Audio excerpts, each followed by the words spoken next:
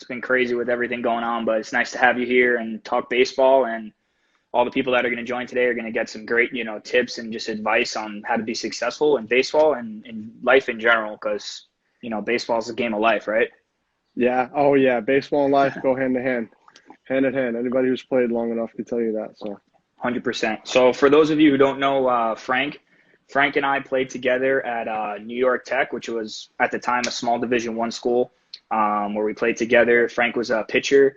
Frank came and joined the program for 2 years after playing 2 years at junior college. So me and Frank know each other for quite a while, and Frank went on to play some independent league ball, and now he plays for the Mets. But Frank, why don't you let everybody know just a little bit about your journey, where you are today, and where you're from, all that good stuff. yeah. So I grew up in West Islip, New York, and I played junior college out of high school. I went to Suffolk for 2 years, had some fun over there. Met some great friends and guys I still talk to. And then fortunately, I got an offer to play at New York Tech. I took that and kind of ran with it. Met you, a couple other guys, a couple other great guys that I get to see every so often. And then from there, senior year was a little bit of a struggle for us. We didn't kind of get the results we wanted on the field. And I think it hurt, a bunch of our chances. We had 5 or 6 guys on that could have gotten drafted any round. I mean, and then, so I was kind of in limbo my senior year. Kind of feel like a lot of the seniors now in high school who aren't really sure where they stand, and a lot of college seniors, unsure about the draft and things like that. So I was kind of in the same boat, but just kept prevailing.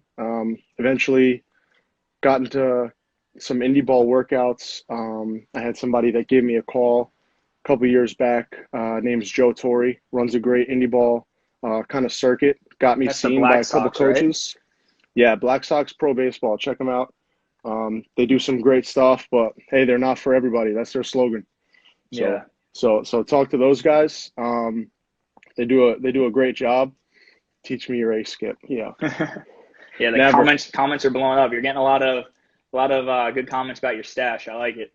I wish I could grow one. I know. Quarantine. We got to do a little bit here and there. Got to clean it up. The Yeah. haircut is necessary. So I got a couple of new eyes on me. People that kind of liked what I was able to do on the mound, and Hmm. just kept grinding. Just kept grinding. Yeah. Played out in California in the Pacific Association. Had some great teammates, great coaches there. I think the biggest thing along the way was, at every level, it wasn't just me. It was Yeah. my coaches, it was my teammates. Um, just just continuing to play and make the most of my opportunities that I had. That was at the end of the day all I could do. And fortunately, I got a call from the Mets last summer, and Hmm. we ended up winning a championship in Brooklyn, and the rest is history. So That's I'm gotta very be a good very time. fortunate. Yeah, it was a That blast. championship. That was a blast, Yeah. So no doubt. so Frank, just talking a little bit about him. He played, and his first professional season was with Vallejo in the Pacific Association. And out in Vallejo, he pitched 98 innings with 92 strikeouts. So I mean, that's nasty. And then that's, like you're saying, what really opened the door from there. And the Black Sox is, it's a grind. You're on the road. You're going to play other independent league teams, trying to showcase your stuff. And like you were saying, it's not for everybody. But at the end of the day, success isn't for everybody either. Everybody Right. wants to be at the top, but you got to put in the grind. You got to put in those hours, exactly like you did. So that's amazing. It's amazing to see what you did, and being a friend of yours, it's even more cool from my perspective. But I'm pretty bummed out Appreciate that it. the season is getting postponed and stuff, because I was looking forward to seeing how you were going to do this year, and all my other friends that are in pro ball. But you just got to keep grinding. Yeah, unfortunately, it's just another speed bump. Yeah. That's it. Just another speed bump, but there's going to be plenty of those. Whether it's baseball, it's life. Everybody's going to have their ups and downs, and I think that's the biggest thing. For me personally, I know that was a topic you wanted to Yeah. talk That about a little bit later down the road. I don't know if that's a good segue here, but Yeah, I was just kind actually of. going to lead me right into this question right now. So basically, the first question I want to ask you is, every for the people that don't know, our senior year at Tech, we struggled. It was just a lot of struggles, but struggles make you better in the end if you use them in a positive manner. But my first question is going to be, how has your past failures made you stronger as a player and ready to take on the grind and the work of professional baseball? So I think the amount of failure that I was kind of involved in, from, even from junior college, from high school. We Hmm. made the playoffs in high school. I was a young pitcher, just developing. I was a catcher my whole life. So, we got bounced out, kind of early in the playoffs. I was a junior, and then senior year, we ended up making it. Fortunately, we got to go down to Texas in my freshman year at Suffolk. Hmm. Um, Played Tyler, Texas in I think a semifinal round. They bounced us, so we didn't really get to win that championship. We got a taste, we got a taste, but and then we got to New York Tech. We had a great junior year. Um, Senior year was a little unfortunate for everybody, but those lessons I think are a foundation of the kind of ball player that I am today. Hmm. Those lessons, um, made the success and made the next levels, taste sweeter. And I think that's a big part of anybody's story. No matter who is successful anywhere. I mean, that's not to say anything special about me, but just anybody who is successful. I think they have a big backstory of failure and things that they came up short on, but they never quit. They never stopped Hmm. and kept pushing. So I think that's a big trait for any successful person or athlete. Yeah, and the thing is that you're playing for the Mets now. You're a pitcher. That's what most of the people are going to see. But unless you're close to you or you know your journey, not everybody's going to know what you've been through. And that's the same with guys who are in the big leagues. A lot of those guys, they struggle the first couple years in professional baseball. Some of those guys Right. get released, go play indie ball. One of the guys that come to mind is Rich Hill. Played, Yeah. got injury prone, didn't really work out, got released, then he played for the Ducks, then he kind of reignited his career and he pulled through and now look where he is now. But like when those failures happen, it's the fight or flight, so to speak. You're gonna just kind of roll over and be like, well, this is my situation, and you're not gonna do anything to change it, or you're gonna, use it to motivate you and make you stronger in the end. So, that's Right. exactly what you're doing, and it's a testament to all these young baseball players out there and all these high school kids. What you were saying earlier, how our senior year can relate to a lot of the kids now that are losing seasons. Like don't let that define you, because don't let one bad year, don't let Four one. wins, dude. 4 wins, man. But Yeah. it's tough. I think we all came out the other end, just better as people because, those losses and, those L's, those are supposed to teach you lessons. So if you're not learning, Exactly. you're not really growing. 100%. So I'm gonna jump into my next question for you. So, Yeah. building off what we just talked about, so what are some adjustments you made to find success over the past seasons in pro ball? So specifically, and from 2018 with Vallejo, from graduation and senior year to now, basically. So the past 2 years in pro ball, what are some adjustments? What did you change, physically and mentally to find your success and ultimately get you to where you are now? So I'd say I've made probably my biggest strides this past calendar year. So 2019, just as a whole. Um, Hmm. but I think a big thing for me in the Pacific Association with Vallejo was just kind of growing up and just kind of becoming, who I am today. And I learned a lot of lessons. The coach was a, great coach out there, PJ Phillips. Give him a shout out. He kind of let me go out there and just compete. He let me go out Hmm. there and eat innings. I made my mistakes along the way. Don't get me wrong. The ERA, I'll tell you, and those things. But I made some big strides there just as a pitcher. How to attack the zone. Um, you know, I was kind of struggling for a while with getting hitters in 0-2 counts. I was way ahead, Hmm. and I would lose it. I would crumble, and I would get 0-2 hits left and right, and it would kill me. So I think from there, just kind of going through that experience, it made me a better pitcher. And then last year, I'd say was a big mechanical adjustment. I was only going out of the stretch, which was something I had just started to do. Shout out to Hmm. B White in the Frontier League. He's with the Florence Y'alls now. So I got to Is let that your him know coach, that. or was that a player or Yeah, so coach that gave you that he that was the pitching player? coach. I mean, coach. Okay, Yeah, he was gotcha. the pitching coach in Florence when I was there, and he just kind of talked with me and chatted with me for a little bit, and really got to understand what works best for me, where I can attack the zone, what pitches work better, and just things like that, little things. And I made a big adjustment by going from the stretch full time, so that helped Hmm. my control significantly. My command was way up. I was filling up the zone, Hmm. and then that kind of built up my confidence a little bit. And fortunately, I had a 7 or 8 quality starts, in the beginning of the summer. And that's the thing; you never know who's watching. I had no Hmm. idea, what teams were looking at me, but I was always curious. And you know, fortunately, I got a call, and I can say that I put in the work and those little things day in and day out, and they kind of blossomed right in front of me. So. Hmm. Can you just talk a little bit about like with how that call went, like what you were doing when you got the call? Like, did they just say, hey, this is so and so with the Mets, and we want to buy your contract? Like, how did that go exactly? I'm just curious. So it was a weekday series, I think in Joliet or in Schaumburg. No, Joliet, which is in Illinois. We were playing a kids game series over there. I Hmm. want to say it was maybe the last weekend in June, um, and we had just played a day game, finished at probably 2, 3 o'clock. Me and a bunch of the guys, we just got out of the locker room, and the hotel was close enough where we could just walk back. There was a couple vans, but it was maybe 2, 3 blocks. I So remember that. I we played were, over there. That's a nice little yeah, spot over there. yeah, nice spot. So we had just left, and I don't know, it was like a regular day, regular game. Hmm. Nothing heavy on my mind, and just caught a big win that day. You I pitched remember. that day too? No, I didn't Oh, okay. pitch. I was actually slated to pitch, I think, a day or 2 days later. That's crazy. So So you didn't even pitch that day, and they must have been yeah, following you for quite a while to just, call you right. not even pitching that day.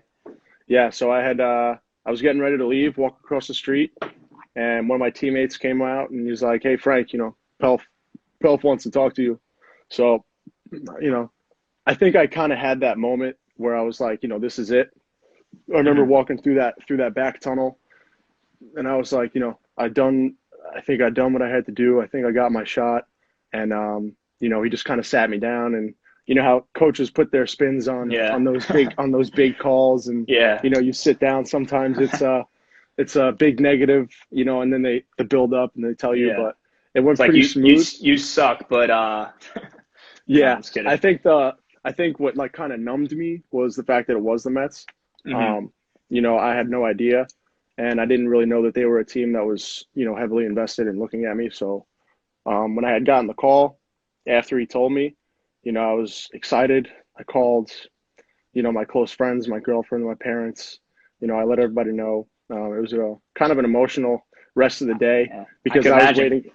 I was waiting for them to send me flight info. I was waiting Hmm. for them to give me details on when I would have to leave. I ended up leaving the next morning at like 3 a.m. I had to take an Uber, drove from there to O'Hare International in Chicago, Chicago. and then from there went to Baltimore, Baltimore Hmm. Airport, and then it was like another hour drive to Aberdeen. That was the first series I was a part of. So That's sick, it man. was That's awesome. yeah, it was a crazy day. It was a crazy call, and I probably won't forget it. Yeah, and exactly. And like, what you were saying, I remember going back senior year and just, going back in college when when there's people there watching you, looking at you play, you want to try to alter your game, you want to try to maybe do something different or you want to somehow stand out. But I think, it's important to just do you, do you day in and day out, go out there, just be the best version of yourself every day.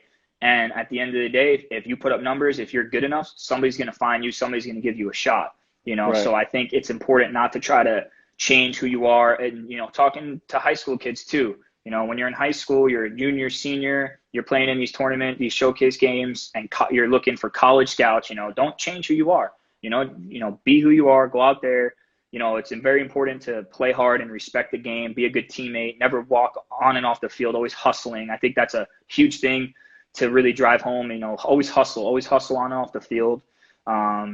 Because like Yeah. you never, like you were saying, you didn't even know the Mets were looking at. I mean, you probably had an idea, but you didn't really know the Mets were there that interested or anything. And you were just Right. I going mean, out there. yeah, at that point, any one of the organizations, the MLB organizations could Hmm. have easily, picked up the phone that day. But, Yeah, grateful that it wasn't my home team and, a team that I had rooted for my whole life. So just take the Mets out of it, and it's still a blessing of a phone call, a hundred but percent. just add that into it, and then, it was awesome. It was awesome. But like you said, I think a big mindset that I had when I was in Florence was kind of always pitching like, this was the start that was going to get me my call. Hmm. Every time I took the mound, doesn't matter if we had a packed stadium, 3,000, 4,000 fans, or if it Hmm. was a rainy day, and we only got 600 and they were spread out. That wasn't really the thing that kind of drove me. Was every time I got on the mound, all right, this is like, imagine this is your first start for the Brooklyn Cyclones, or this is your first start for any affiliate. That's kind of how I worked. That's what prepared me. So every start I had up until that point, that was something that was pretty heavy on my mind. I like that a lot because you know all the there you don't want to try to play for superficial things. So what I mean, you don't want to play for that girl in the stands, or you don't want to play for the money. You shouldn't be playing for, approval of other people. Like when you're Right. talking, I'm thinking, I'm like, I can relate to that. You got to go out there and you got to play for you. You got to play for your teammates and yourself, and that's it. You can't play for the scouts. You can't play for everybody else and all these other reasons that don't mean anything, because if you do play like that, then you're not going to be playing for a real long time. You got to play with passion from inside of you. You know what I'm saying? So I think that Yeah. is another great thing that you just made me think of, and a great way to be successful. I'm going to jump into my next question for you here. So, um, my last question was, what some adjustments you made, and you were talking about going from the stretch, commanding the zone more. My next question is going to be, what does your pregame routine look like? So, what are you doing prior to going out there for a start? What are you doing on off days? Things like that. What does your pregame routine look like for all the So pitchers out there? so I'll let you on a little secret right here. This is Hmm. just a little, What's sticker that? I got going on, but Oh, this is my nice. journal right here. That's awesome. So I would carry this with me the last 2 years. Hmm. I'm about three-quarters of the way done, maybe a little more than halfway. And let me just go back to a page, and I'll let you know what I did that day, because Sounds good. that's just kind of how I operated. Hmm. And I mean, I think it'll be better for you to kind of take a look into my week. All right, so here we go. This is end of April. This was April 29th to May 5th of last year. Right. So I mean, my handwriting it's not the greatest, It's all right but as long as you can it's read it. right. So this is a little backwards. I would kind of just write out my day here. Uh-huh. I would have one side for all my throwing, Hmm. and then the other side for all my workouts, my conditioning, my running. Um, and that was just something that kind of helped me kind of, get all my thoughts up here Hmm. onto paper, look over them, review them, and then, once I close the book and I go out to the field, then I just play. I Uh-huh. just play. I'm prepared. I've done everything that I've had to do for that week to get myself ready. Mixing a Red Bull here and there. Well, I Gotta telling get he's making me laugh, man. gotta get a Red Bull. Here and there, here and there. Yeah. Can't be Well, can't be too much, but so I mean that's just a part of my routine. I would say is just getting things on paper. uh-huh. I've tried to always, stay to myself, but I noticed a couple of guys that, maybe it's that mental switch that they need, the mental part of their routine, Hmm. just kind of the thought process they have throughout the week. And one of my good buddies actually, he got his journal, and then 2 weeks later, he got signed by the Milwaukee Brewers. Damn. So that's Another not, pitcher I too? mean, yeah. So it's not, I mean, it's not magic, Hmm. but you start getting your words onto paper, and planning like that, and just strategizing. Self-talk, positive talk is a huge part of my routine. We got into meditation a lot in spring training when I was down there, and one of the things that I loved was just how you could kind of calm yourself, be with your thoughts, always give you that, that positive self-talk, that Hmm. reinforcement self-talk. If you're always negative, it's going to be hard to get out of, any kind of rut or slump or, bad inning. But constant positive talk, reinforce those habits. Hmm. And then I think that's a good part of my routine. And so I'll go through like a regular pregame warm up. So I'll usually go out there maybe 45 minutes early. Hmm. I'll get out on the field. I like to do a little extra stretching out there, go through a full dynamic, and from there I'll get into some band work. I'll go through maybe a 6-part series of bands. I'll do Ys, flies, um, some sort of rotator cuff activation, and I think that'll be like maybe 5 minutes for the stretching, 5 to 10 minutes for the stretching, another 5 minutes for bands. So that's 15 right there. Um, After the bands, I'll kind of pick up a ball, maybe talk to my catcher, talk to my pitching coach, just go over a couple things, stay loose, maybe try and talk about a game plan or talk about, what you want to see as a catcher, what you want to see as a pitcher. Hmm. Those are things that are important that are going to translate to the game because always having that good communication with the players around you, especially a pitcher catcher dynamic, that relies so heavily on communication. So, just kind of going out there, lightening the mood a little bit, a couple jokes, but then we'll start throwing. And my routine has changed drastically since I was a college player. I used Hmm. to go out there and, I mean, just long toss, pull the pole before a start and Yeah. just tax my body really. I think it made it hard for me to get into the late innings in college. Um, but, so I'll kind of go out to maybe 100 feet, feel it out, throw my change up. I'll throw my change up in my warm ups probably at about 100 feet because you really want to feel that pitch, especially Hmm. all your pitches. But fastball change up usually when I'm going out there. And I'll come back in probably about 60 feet, snap off a couple off speed pitches, and, get to the bullpen. And there I'll have a set sequence, right? So every time I'm on a mound in St. Lucie or I'm on a mound, whatever game it is, I'll have my set sequence. So I know if I'm hitting all my spots in that sequence, then I'm going to have good control that day because I already, that sequence has been implemented in, weeks prior, something I've been continuing to do, every Hmm. bullpen, every short box. So when I will go into that sequence, that'll give me a direct feedback on, last week I hit all my fastballs. This week, maybe I missed a few or my slider, I was pulling my slider, little things like that. So I'll And you're run putting through, all that information back into your journal, correct? Or is this like more right. stuff? So Okay. yeah, so at the bottom of the page, right, I'll show you, so at the bottom of the page here, I'll put some notes. I'll have like goals Yeah. for the week or, Hmm. some notes for the week. Hmm. So the last week of spring training, a couple goals I had was to arrive before 7:05 every day, and get 8 hours of sleep. That was just kind of a weekly goal. Hmm. Some of my focuses, something I like to tell myself mentally is to just think gold. Always think like not that you're the best. Don't be cocky. Hmm. Don't be arrogant, but think gold. Like you want to be great. You don't want to come in second place, third place. So kind of prepare in that same manner. Hmm. So think gold was something I used a lot last year, whether it was on the field or off the field, anything that it could be related to in life, and be a student of the game. So those are some goals and focuses my last week in spring training. And those are just little things that I'll jot down in here, um, on a daily, weekly basis.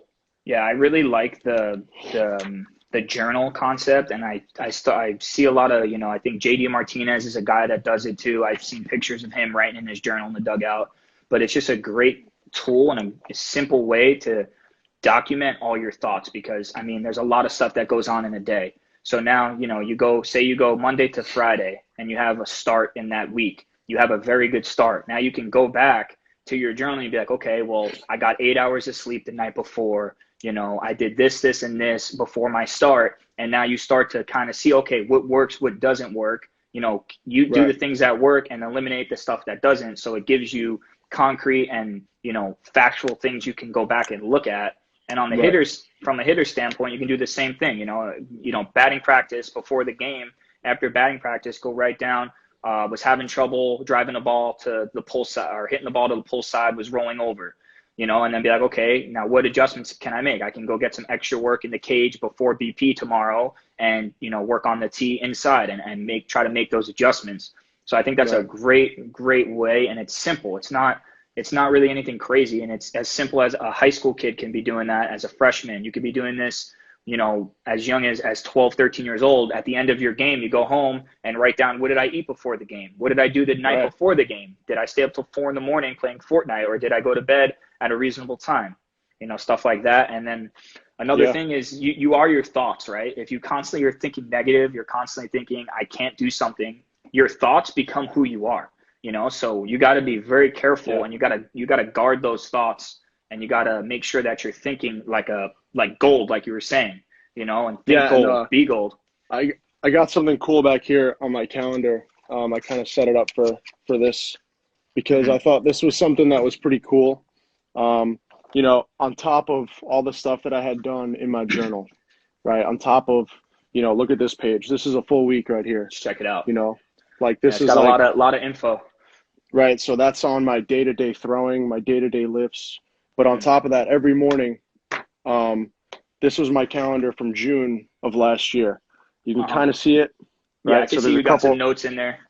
right? So couple times, I try to do it every day, but if I missed a couple days, I wasn't going to be overly negative about it. Mm-hmm. But I would try to do that every day. One of these days I wrote, stay humble, never settle, think gold, and don't get comfortable. So Mm-hmm. just kind of like little things like that. And actually, this date that's circled here, right? So Mm-hmm. I had almost a whole calendar filled out every day. I woke up and I told myself something positive or something good, and that happened to be the same month that I got a call. Nice. So is it a coincidence? I don't know. I'm an athlete. I'm superstitious. I A hear lot you, of a bro. lot of a lot of athletes are, but I think, you know, and just like I had mentioned before, my buddy got his journal, started writing in it. He'd been busting his butt in the gym. He had a great 2019, and he got his journal, and a week later, or not even, he gets a call from the Brewers. It's So wild, man. You might be onto something yeah, there, man. hey, you know I what? think you But are. I can't patent it. I was never the first guy to write some stuff down. You Yeah, know, I hear you. But just using the tools. I think it's important. I think especially for those to start, for the high school guys, like start doing that now. Start getting those good habits now, creating those good habits. That way you can carry those habits over into your, hopefully college or professional career. And we're talking baseball, right? But this can be if you work a normal job, if you do whatever you do, right? If you want to be the best version of yourself, no matter if you're a pro baseball player or you're a school teacher or a cop, right? You want to just always be the best version of yourself. So even writing down these things could help you, in your everyday day to day life. Um, I'm gonna skip the question for time's sake on pitch grips. I think we could do Okay. we'll do another video where we'll just talk pitch grips for like 20 Yeah, that's minutes. perfect. That's Um, perfect. and then just the last question I want to talk about here, and just leave these guys with this is the importance of, we kind of talked about it a little bit, but if you can just go into a little bit more detail, the Yeah. importance of believing in yourself when others don't, and any tips or advice to build mental toughness. So you already gave the tips with the journal and stuff, but if you have any other Yeah. tips to build mental toughness, maybe like in a game, say if you're struggling in a game, you got a tough bases loaded situation, do you do anything to kind of build mental toughness and the importance of believing in yourselves when others don't? Yeah. So there's a lot of really good, motivational content on Instagram. Mm-hmm. Just a couple names I can rattle off. ET, Eric Thomas. I mean, I try to watch his videos a lot. Ed Milet. And some of these guys, they're super successful, but something they always talk about is, you know, just stay in your course. When people are telling you that you can't do something, or, whether it's anybody, it's your parents, it's extended family, it's Mm-hmm. coaches, it's teammates. There's always going to be somebody in your life that isn't going to be on board with what you're doing, or, that doesn't have the same vision that you do. Hmm. So always just trust your gut, right? If you're putting in the work, it'll build that confidence. If you Yeah. know that I got up 7 times this week and I went and I did something to work on my game, at the end of the week, you're going to be more confident on day 7 than you were on day 1. It's Hmm. just, you're going to be reinforcing good habits. You're going to be putting in work. And like I said, it's going to build confidence, right? And it's just kind of a snowball. So every single day, if you're constantly winning, you're winning the small victories every single day. I think those small goals, they turn into big goals. Those big goals turn into milestones, right? So I Hmm. think just step by step, day by day, put in the work, be a good person, right? Try to be the best person that you can be. Take all those guilts, all those things, and try to remove them from your life. Try to be, a positive impact. Try to be, somebody who's a good model. Somebody who does things the right way. And all those things will just keep building up. Um, and like I said, they'll just reinforce good habits and that positive talk. That'll always be something that'll be there for you. It'll create a backbone, a Hmm. foundation for yourself. Yeah, I really like the concept of like the small setting small goals, daily like small little goals, and then like you're saying those little goals, waking up, being at the I think you said 7:05 you wanted to be at the field when you were with the Right. Cyclones, So if if I you make those myself little that goals. promise, yeah, if I make myself that promise and I say I'm going to be there before 7:05 every day, and I Hmm. am, that'll just reinforce a positive note to myself. Hmm. I'm committed to my word. I'm keeping my promises. I'm doing the things that I said I would do, and that helps build confidence. That helps build a person's drive. Once you start Hmm. getting all those things rolling, you can be anything you want. You can compete. You can be as smart as you want. You can learn as much as you want. But I think those are really foundation kind of ideas and beliefs that can make anybody successful.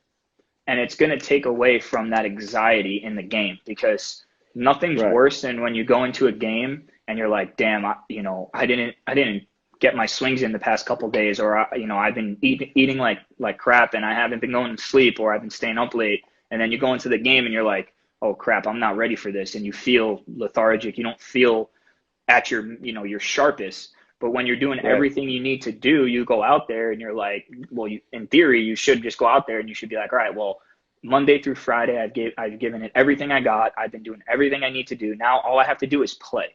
You don't have to have that sense of anxiety that, oh, I could have done this different, or I could have done more of this or that.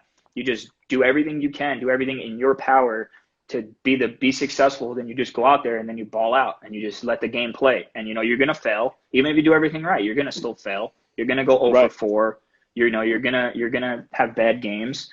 But if you could just do what you need to do to be successful day in and day out, create those good habits, be positive, because like I was saying before, your thoughts become who you are. If you're constantly thinking about bad things, negative things, I suck, I can't do this, I can't do that, you'll never achieve anything. So it's Yeah. the positive thoughts, it's believing in yourself and setting those little goals, I think are great, tips and little snippets into, how to be successful. Um, and just I want to just highlight we didn't really talk much about your stats last year, but your stats last year were very impressive. I'm just going to talk about your time with Brooklyn with the Mets. You had a Okay. 3.34 ERA, and you pitched 58 innings, and you had, let's see here, how many strikes? 63 strikeouts. So you had more strikeouts than innings pitched, and you had a solid ERA, respectable ERA at a 3.4. So that's my opinion, and any baseball person out there is going to agree that that's a great season. That's a great first year in affiliated ball. So, you know, all the stuff you're giving us is great information. There's no surprise to me. That's why you are finding success, and I'm excited for the season to Thank start you, back brother. up, and to Yeah. follow your journey, and see what happens, because I think you have potential to do some damage, and you got the right mindset. So um, Appreciate it, brother. that's Appreciate it, really man. it. I want to keep it, we're probably been talking for about 20-30 minutes. I want to keep it, at about this time frame right now. Yeah, But this is pretty solid. yeah, I definitely want to get back on here maybe in the next couple of weeks, and maybe do one or two more videos. Yeah, And really, anytime. and really talk about like pitch grips and really get into like the just like the details of just like specifically pitching mechanics, that kind of stuff. Right. Um, yeah, but if there's anything else you would want to leave these people with, some advice on how to deal, with this quarantine, and I'm good to go here. Yeah, I mean, I don't want to get too, into too much detail. I know a lot of Hmm. people's situations are different.